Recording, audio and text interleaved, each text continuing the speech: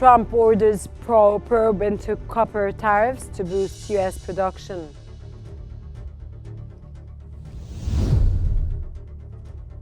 Ukraine unveils draft minerals deal with the United States and awaits security guarantees.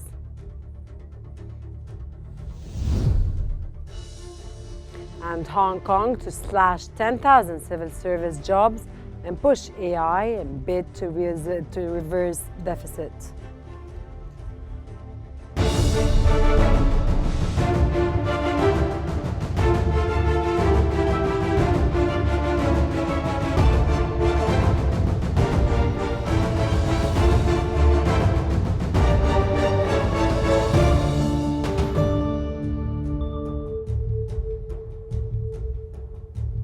Welcome to the Qnews Economic Bulletin, where we bring you the latest developments shaping the global economy, from key market trends and financial updates to regional economic highlights and forecasts. We provide essential news and analysis to keep you informed.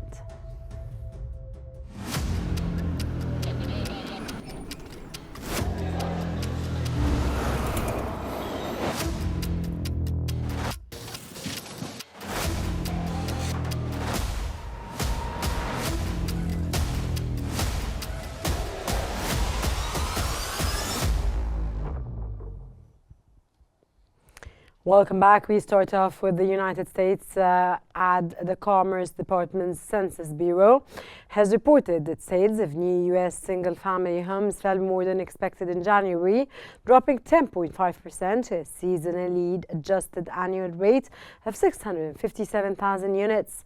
As high mortgage rates continue to deter buyers, the decline follows a reserved December sales pace of 734,000 units. Economists had forecast a smaller dip to 680,000 units. Unseasonably cold weather in parts of the country likely contributed to the slowdown. The average 30-year fixed mortgage rate hovered around 7% in December, worsening the affordability challenges despite low inventory previously owned homes.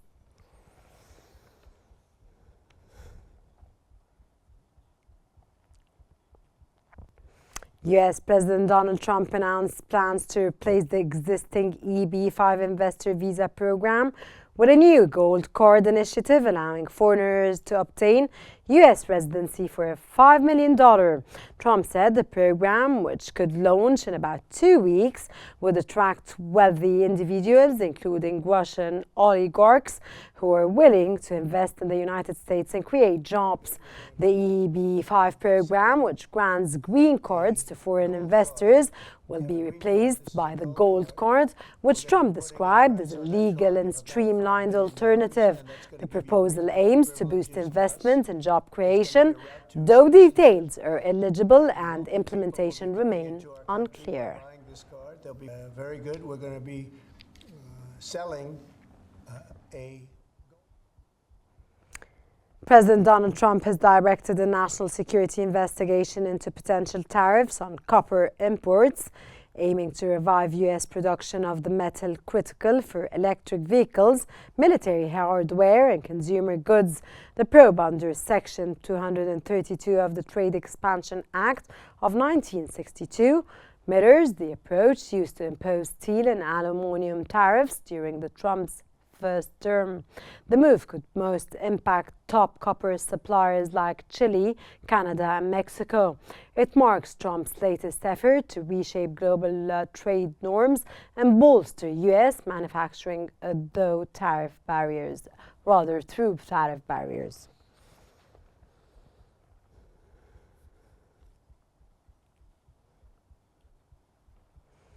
Bank of America CEO expects the Federal Reserve to keep interest rates unchanged this year and into 2025 as the central bank continues its efforts to bring inflation down to its 2% target. Speaking at a conference in Washington, he noted that taming inflation is a multi-year process, likely lasting until 2026. He also called for simplifying U.S. bank regulations, criticizing the frequent policy shifts between administrations, and urging a more stable, regular framework. He highlighted challenges like anti-money laundering and know your customer rules, which he said place heavy burden on banks.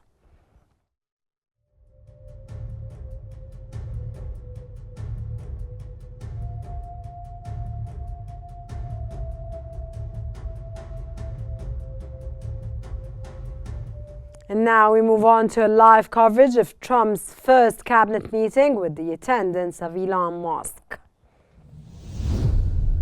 President Trump put out a Truth Social today saying that everybody in the cabinet was happy with you. I just wondered if you had heard otherwise, and if you had heard anything about members of the cabinet who weren't happy with the way things were going, and if so, what are you doing to address those any dissatisfaction? Hey, Elon, let the cabinet speak just for a second. Is anybody unhappy with Elon?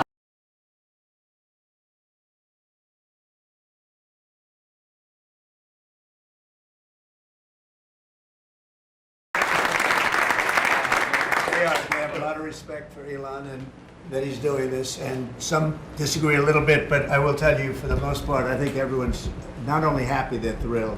So go ahead, Elon. I'm grateful. President Trump has put together, I think, the best cabinet ever. Literally. So, and I do not give false praise. This is an incredible group of people. I don't think that such a talented team has actually ever been assembled. I think it's literally the best cabinet that the country has ever had, and I think the company should be incredibly appreciative of the people in this room. Mr. Musk. Go ahead, please. Yeah. Mr. President, thank you, Mr. Musk. About half of the government employees so far appear to have responded to your request for what they've been doing over the past week.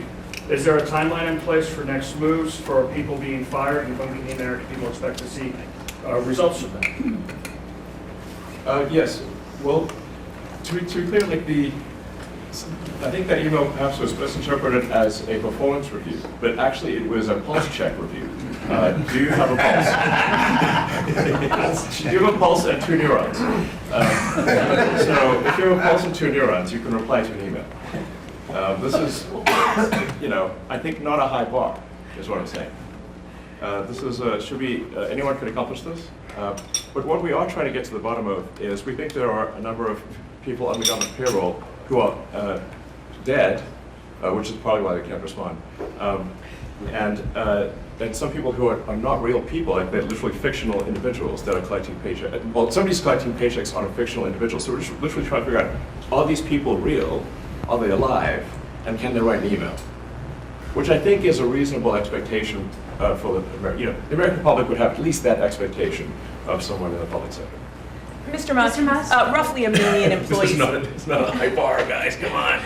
Roughly 1 million employees have responded so far to this email. Does that mean that the remaining 1 million or so federal employees now risk being terminated? And is it your understanding and expectation when you post a directive on X that the cabinet secretaries will follow that order? Because several agencies have instructed employees that this is voluntary or not to respond.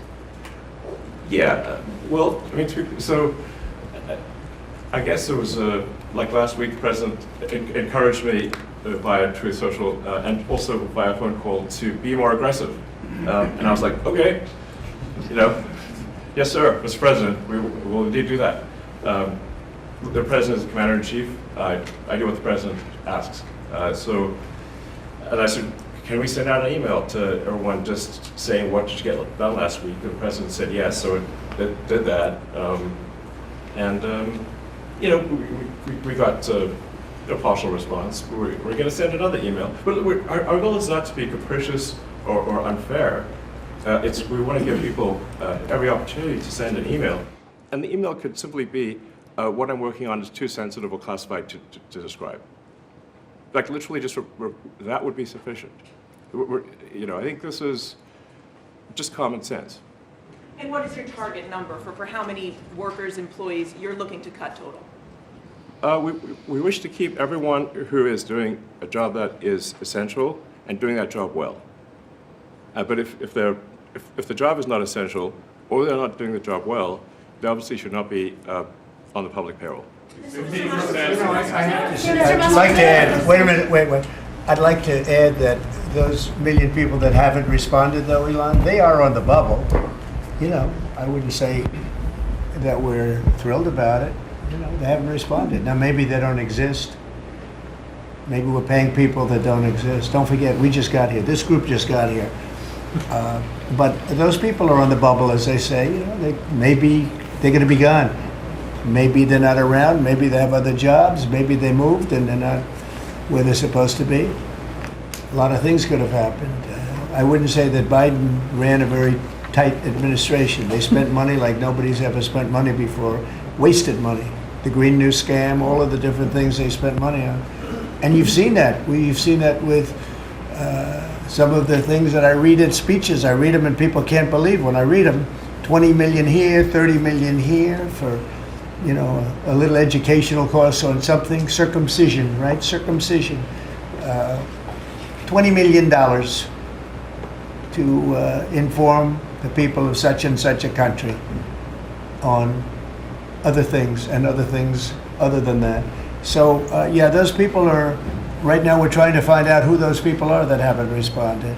Now, there'll be some agencies, like Marco has people within state that are right now doing very classified, very confidential work, and we understand that, and we've talked, and, you know, we're being a little more surgical.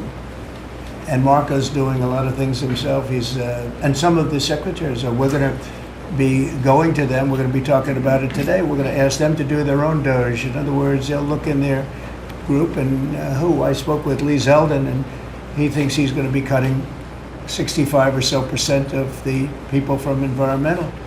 And we're going to speed up the process too at the same time. You had a lot of people that weren't doing their job. They were just obstructionists, and a lot of people that didn't exist, I guess, Lee, too. We found a lot of empty spots that the people weren't there. They didn't exist. And I think education is going to be one of those. You go around Washington, you see all these buildings for the Department of Education. We want to move education back to the states where it belongs. Iowa should have education. Indiana should run their own education. You're going to see education go way up. Right now, we're ranked at the very bottom of the list, but we're at the top of the list in one thing: the cost per pupil. We spend more money per pupil than any other country in the world. And yet it's Denmark and Norway, Sweden, and I hate to say this, and you know, we're going to get along very well with China, but it's a competitor. They're at the top of the list. They're among the top 10 usually, and they're a very big country, so we can't use that as an excuse, right? Because we're a very big country too, but we were ranked last time under Biden. We were ranked 40 out of 40. They do the 40 certain nations that they've done for a long time. It seems to be 40 for whatever reason. And we were ranked number 40. A year ago we were 38, then we were 39. We hit 40. And so we're last in that, and we're first in cost per pupil. So I would say that's unacceptable. Lawrence, you have something? So, Mr. President, I know you like competition, and I know it's early, so which department are you most impressed with? And then to Mr. Musk. That's the first one. And Mr. Musk, which department have you received the most resistance from? Mr. President, well, I think both of those questions are a little bit, well, you're a pretty controversial guy. Look, it's very early. Right now, I think I'm impressed with everybody. So far, everybody. If I wasn't in the first month, and some of them just got here, they just got approved 2 days ago, right? But I think I'm very impressed with everybody. So far, I'm very happy with all of the choices. I think that Elon has done incredibly with some groups, and some groups are much easier than others. It is true. State is a, very difficult situation. We're right now negotiating very successfully, I think, with Russia and with Ukraine, and we have a lot of countries involved, and we have to be a little bit careful what we do and who we're terminating. But Marco is doing that I think he's going to be very precise. It's going to be, we're cutting down government. We're cutting down the size of government. We have to. We're bloated. We're sloppy. We have a lot of people that aren't doing their job. We have a lot of people that don't exist. You look at Social Security as an example. I mean, you have so many people in Social Security where, if you believe it, they're 200 years old. And what we're doing is finding out, are checks going out for that? And is somebody cashing those checks who's maybe 35 years old, okay? So there's a lot of dishonesty, there's a lot of fraud. But I think at this moment, I'll take Elon off the spot. I think that he's impressed. He said it very well, better than I can say it, that he's impressed with the people in this room, very impressed. And I am too, and it's too early to say, but I think everybody's on board. They all know. We want to balance a budget. We want to have a balanced budget within a reasonably short period of time, meaning maybe by next year or the year after, but maybe even sooner than that. Mr. President, your number one issue was the border. We just got new information that they're doxing our federal agents. They're putting their personal information out there, these activists, and they're disrupting the operation. So you got Trinidad Aga running all across the country. Well, we have activists, that's true. And So what are we going to do about the activists? Yeah, a lot of those activists are acting illegally, and we'll give that to our Attorney General, and she'll take a look at that very strongly. But we also having tremendous support from Border Patrol, from ICE. The ICE agents have been unbelievable. Border Patrol, their leadership at Border Patrol has been incredible, and they're working very well. And as you know, and I saw you reporting it this morning, actually, we set records on the least number of illegal aliens coming in, migrants coming into our country that we've had in more than 50 years. And we did this all within a period of weeks because we took over a mess. The world was pouring in. And remember, they were coming in from jails and prisons and mental institutions and insane asylums, and they were gang members and drug dealers. Anybody wanted to come in, they came. And from not just South America, from all over the world.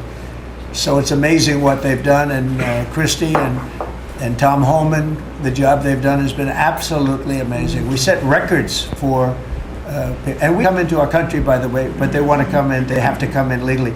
I want that to be really understood. We want people in our country, but they have to come in legally. Can I follow on that, Mr. President, about the Trump gold card idea that you unveiled yesterday? I hope you like it. I await more information, but the question is, does this reflect a view on your part that the American immigration system has never been properly monetized as you feel it should be?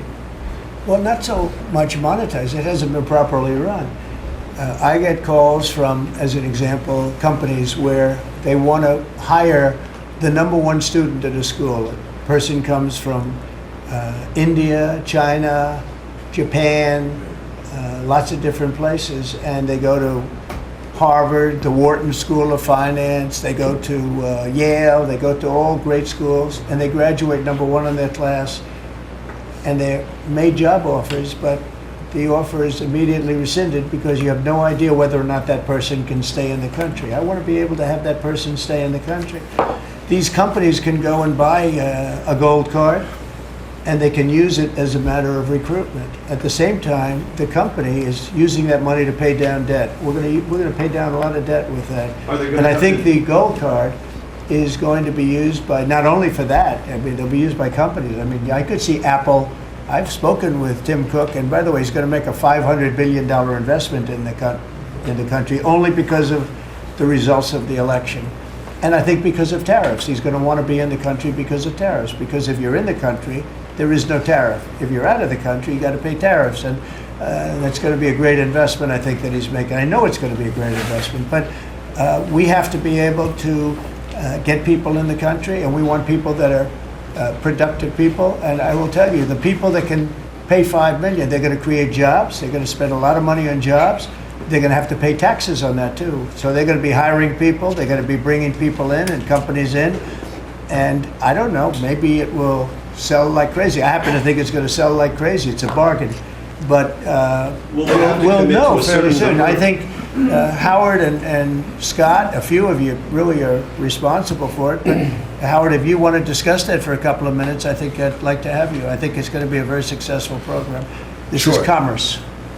So the EB-5 program, which has been around for many years, had investment of $1 million into projects in America. And those projects were often suspect, they didn't really work out, there wasn't any oversight of it.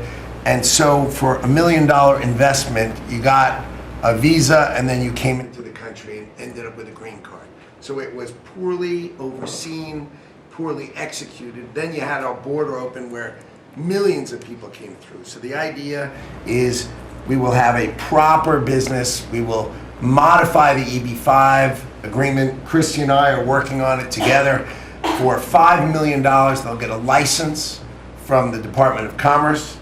Then they'll make a proper investment on the EB-5, right? And we think Scott and I will design the EB-5 investment model because Scott and I are the best people together to do that. So this is joint. This is exactly the Trump administration. We all work together. We work it out to be the best. And if we sell, just remember, 200,000, there's a line for EB-5 of 250,000 right now. 200,000 of these gold green cards is $1 trillion to pay down our debt.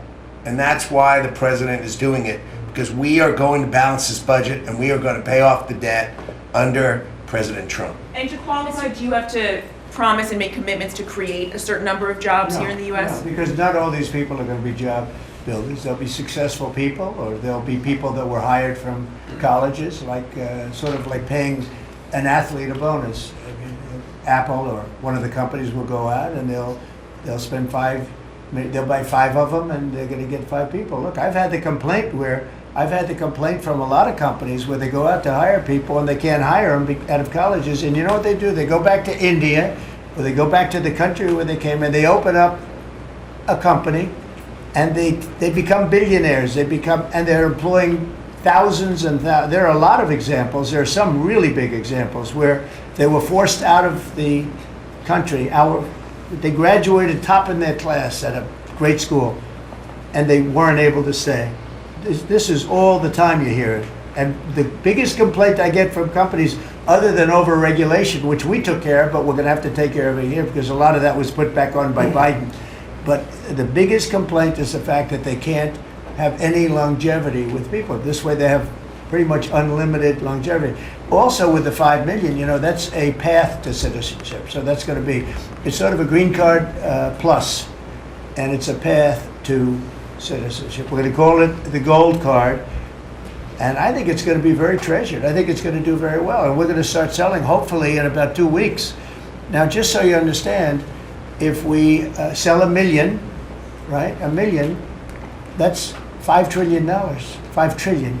Howard was using a different number, but that's $5 trillion. If we sell 10 million, which is possible, 10 million highly productive people coming in, or people that we're going to make productive, they'll be young but they're talented, like a talented athlete, that's $50 trillion. That means our debt is totally paid off, and we have $15 trillion above that. And now I don't know that we're going to sell that many. Maybe we won't sell many at all, but I think we're going to sell a lot, because I think there really is a thirst. No other country can do this because people don't want to go to other countries. They want to come here. Everybody wants to come here, especially since November 5th. Mr. President, how can you They'll all be vetted, by the way. All these people will be vetted. Okay? Mr. Will be President, vetted. on Ukraine, can you talk a little bit about what type of security guarantees you're willing to make? Well, I'm not going to make security guarantees beyond very much. We're going to have Europe do that because it's we're talking about Europe as their next door neighbor. But we're going to make sure everything goes well. And as you know, we'll be really partnering with Ukraine in terms of rare earth. We very much need rare earth. They have great rare earth. We'll be working with Secretary Burgum and with Chris. You'll be working on that together. And we're going to be able to have tremendous, this gives us, because we don't have that much of it here. We have some, but we don't have that much, and we need a lot more to really propel us to the next level to lead in every way. We're leading right now with AI, we're leading with everything right now, but we need resources. We have to double our electric capacity. We have to do many things. We have to really triple, if you think of it, the electric capacity from what we have right now, if you can believe it. So I just say this, the deal we're making gets us, it brings us great wealth. We get back the money that we spent, and we hope that we're going to be able to settle this up. We want to settle it. We want to stop. I tell you what, I'm doing it for 2 reasons, but the number one reason by far is to watch all these people being killed. I see pictures every week from, I assume satellite pictures mostly, but there's some pictures on site of thousands of soldiers that are being killed, they're being decimated, because equipment today, military equipment, is so powerful and so devastating. And number one, I want to see people stop. And they're not from here, they're from primarily 2 other countries. And then, by the way, let's talk about the Middle East. We have a problem too. And that's come a long way. We're doing very well in that also. A lot of things are happening on that. But I'm watching soldiers being killed, Ukrainian and Russian soldiers being killed. My number one thing is to get that stopped. My number 2 thing is I don't want to have to pay any more money, because Biden has spent $350 billion without any chance of getting it back. Now we're going to be getting all of that money back plus a lot more. And we provided a great thing. I mean, we provided something very important. And we'll be working with Ukraine, and because we'll be taking that, we're going to be taking what we're entitled to take. Now, they spent $350 billion, and Europe spent $100 billion. Now, does anybody really think that's fair? But then we find out a little while ago, not so long ago, a few months ago, I found out that the money they spent, they get back. But the money we spent, we don't get back. I said, well, we're going to get it back. And we'll be able to make a deal. And again, President Zelensky's coming to sign the deal. And it's a great thing. It's a great deal for Ukraine, too, because they get us over there, and we're going to be working over there. We'll be on the land. And, you know, in that way, there's sort of automatic security, because nobody's going to be messing around with our people when we're there. And so we'll be there in that way. But Europe will be watching it very closely. I know that UK has said, and France has said, that they volunteered to put so-called peacekeepers on the site, and I think that's a good thing. Mr. President, you have been very mentioned the clear. high cost of eggs, and we've seen consumer confidence this week have a sharp drop from last month, the biggest dip in, I believe, 3 years. Why is that your assessment? Why is that the case, and is there anything you can do? I think that consumer confidence, if you look at confidence in the nation, it had the biggest increase in the history of the chart. It went up 42 points in a period of like days after the election, since the election. So since the election, the confidence in our nation, including right track, wrong track, the first time it's ever happened where we were on the right track, because this country has been on the wrong track for a long time. So the confidence in business, confidence in the country has reached an all-time high. We have never reached levels like we are right now. Okay. You've said, Mr. President, you've been very clear in saying that as long as you're president, Iran will never get a nuclear weapon. That's true. Is it also your policy that as long as you're president, China will never take Taiwan by force? I never comment on that. I don't comment on anything, because I don't want to ever put myself in that position. And if I said it, I certainly wouldn't be saying it to you. I'd be saying it to other people, maybe people around this table, and very specific people around this table. So I don't want to put myself in that position. But I can tell you what, I have a great relationship with President Xi. I've had a great relationship with him. We want them to come in and invest. I see so many things saying that we don't want China in this country. That's not right. We want them to invest in the United States. That's good. There's a lot of money coming in, and we'll invest in China. We'll do things with China. The relationship we'll have with China would be a very good one. I see all of these phony reports that we don't want their money, we don't want anything to do with them. That's wrong. We're going to have a good relationship with China, but they won't be able to take advantage of us. What they did to Biden was, he didn't know what was happening. He didn't know what he was doing. The administration didn't know what they were doing. It was very sad to watch. But we're going to have a good relationship with China and Russia and Ukraine and the Middle East. We're doing things that, look, when I left, we had no wars. We had defeated ISIS totally. We had no inflation. We didn't have the Afghanistan withdrawal, the worst withdrawal anybody's ever seen. I think that's one of the reasons that President Putin looked at that. He said, wow, these guys are a paper tiger. Look at it, we're no paper tiger. Don't forget, we got rid of ISIS in 3 weeks. People said it would take 5 years. We did it because when I came in, I let them do what they had to do. And the man that headed that operation is now going to be your chairman, right? Chairman of the Joint Chiefs. Yes, sir. And Raisin Kane. I liked him right from the beginning. As soon as I heard his name, I said, "That's my guy." Okay. Any other questions? Decreases in crossings at the border for you to continue the pause on tariffs against Mexico and Canada? And No, if no, not, I'm not stopping the tariffs. No, millions of people have died because of the fentanyl that comes over the even border. with the 90% drop in border crossings, though, this last month compared to about a year ago? Yeah, they've been good, but that's also due to us, mostly due to us. I mean, Mr. it's very hard. It's right now very hard. That was US President Donald Trump's first cabinet meeting of his second term. Elon Musk, who heads the administration's Department of Government Efficiency and isn't a cabinet member, was also attending. Trump has announced, first Elon Musk announced that, of course, he sent emails to all employees to confirm their presence and whether they're going to be present or not. And answering this, President Trump said that if they do not answer, then they are in this and they are in their bubble. Whether they're going to answer or not, we're going to be foreseeing what's going to be happening. Trump also, of course, did criticize Biden for spending money wastefully, and he added that he will reduce 60% of the employees in the environment sector. Moreover, US President has considered eliminating the education department and returning education to states. He further highlighted reaching record numbers for illegal immigration, mentioning that, of course, America is ready to have anybody and is welcome to have any person from out of the United States, but legally, not illegally. President Donald Trump also mentioned that he will be saving, and he has already saved millions and worked to reduce all the waste funds by $1 trillion.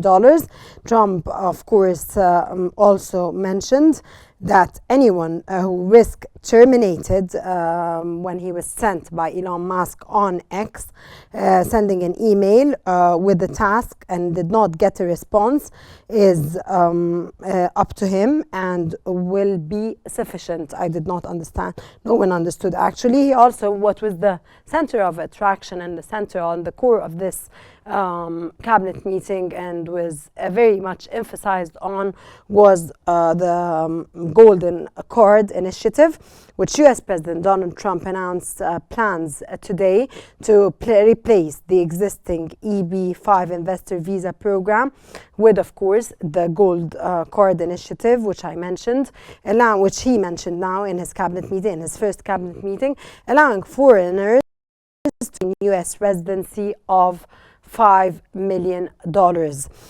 Trump said that this program could launch in about 2 weeks, would attract wealthy individuals. He also invited Russian tycoons in the, of course, world of investment who are willing to invest in the United States and create jobs. Of course, he mentioned tariffs, which, of course, he is very proud of the money that he has, that the United States, as he mentioned, Biden has been spending, and he is now bringing back this money to the United States again through the mariners, of course, through negotiations with Zelensky, with Russia, with Ukraine, through minerals, the money that was spent on the war, the 3-year war, and also he mentioned Russia and negotiations with Russia, negotiations with China. He also mentioned that he is ready. He mentioned, of course, what was achieved in the Middle East, and of course, from his own point and perspective, he sees that all his cabinet is doing a great job, and every single person in his cabinet is working really hard to work on each and every perspective in the United States to make the United States a #1 world all over the world. When it came to military and discussing, of course, the military options and security options, Trump referred to the European Union and the and Europe, mentioning that it is the responsibility of Europe. It is the responsibility of Europe, and that Britain, the United Kingdom, is working on it, and France is working on it, and they are no more depending on the United States when it comes to military aid, of course. Among the most important thing, of course, Trump mentioned that he is so far impressed with everybody that he working and that he negotiated successfully with Russia and Ukraine, and of course he reached his target from his point of view, from what he said, and that there was a means of this is what Trump said. There was a means of dishonesty and lots of frauds. Everybody on board. We want to have a balanced, this is what he said to, of course, the cabinet meeting. He wants to have a balanced budget by next year, and this balanced budget will be ready by next year. And of course, he said straight and directly, money we spend, we don't get back. I decided to get it back. Europe will be watching very close. Confidence in our nation is going to get on track again. We have never reached this level that he has reached, a very, of course, elevated and leveraged the level of the United States when it comes to confidence. And he mentioned that Iran and China, when he was asked that Iran and China, I never said anything with regards to Iran and China, when he was asked whether he will not deal with Iran if it does have nuclear weapons. And he said he was open to any negotiation with President Xi, the Chinese president, of course, and is ready for President Xi, the Chinese president, to come and invest in the United States, and he will be more than happy. And that negotiations are going on as soon as possible, and as we're watching and witnessing, since he took, of course, like he mentioned, when this all started on the 5th of November, this is when he was when he won the elections, not when he was inaugurated on January the 20th as the President of the United States. So he took it back to November the 5th, and he mentioned that negotiations are taking place with China, Ukraine, Russia, and in the Middle East. I think this wraps up most of what was said in this cabinet meeting. On top of all, and most important, was the golden card, which President Trump referred to today. Thank you very much for watching, and stay tuned for more updates on Q News as we bring you minute-by-minute coverage on everything that's taking place all around the world.